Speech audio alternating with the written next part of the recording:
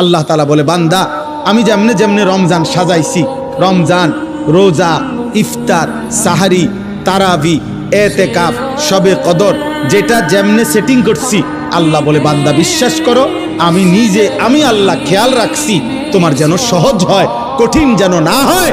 এইভাবে আমি আল্লাহ বিধানটা আমি নিজের হাতে সাজাইছি।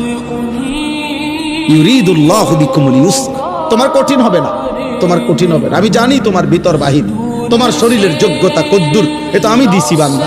তোমার শরীর স্বাস্থ্য, তোমার জীবন যৌবন আমি দিছি। তুমি অসুস্থ প্রচন্ড, কোনোভাবেই তুমি পারবা না, তো ঠিক আছে, ফামান কানা মিনকুম মারিদান, তুমি যদি প্রচন্ড অসুস্থ হও, যে অসুস্থতা রোগ বেড়ে যাবে রোজা রাখলে, তো ঠিক আছে, যখন সুস্থ হও তখন তুমি কাজা করে নিও। আল্লাহ বলছে লম্বা পথ সফর করবা, তোমার কষ্ট হবে, মুসাফির, ঠিক আছে, তুমি ওই সময় রোজা ছেড়ে দিও, অন্য সময়ে যখন বাড়িতে থাকবা কাজা করে নিও।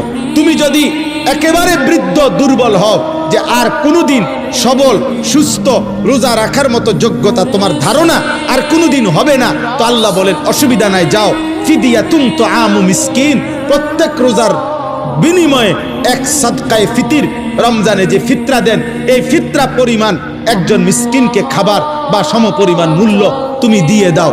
আল্লাহ বলেন সব রকমের সুযোগ রাখছি। প্রচন্ড দুর্বল হলে কি করবা, মুসাফির হইলে কি করবা, একেবারে বৃদ্ধ হইলে কি করবা, এইভাবে গর্ভস্থিত নারী যার গর্ভে বাচ্চা আছে তার জন্য কি করতে হবে, আল্লাহ তাআলা বলেন আলাদা আলাদা করে বলছি, কঠিন কিছু বলি নাই।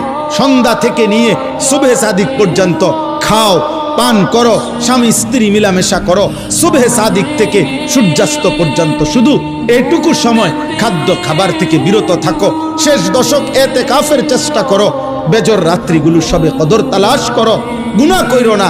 বাজারে তো সারা বছরই যাইতে পারবা, কাপড়, লুঙ্গি, শার্ট, শাড়ি, থ্রি পিস, জুতা, এ তো সারা বছরই কিনতে পারবা।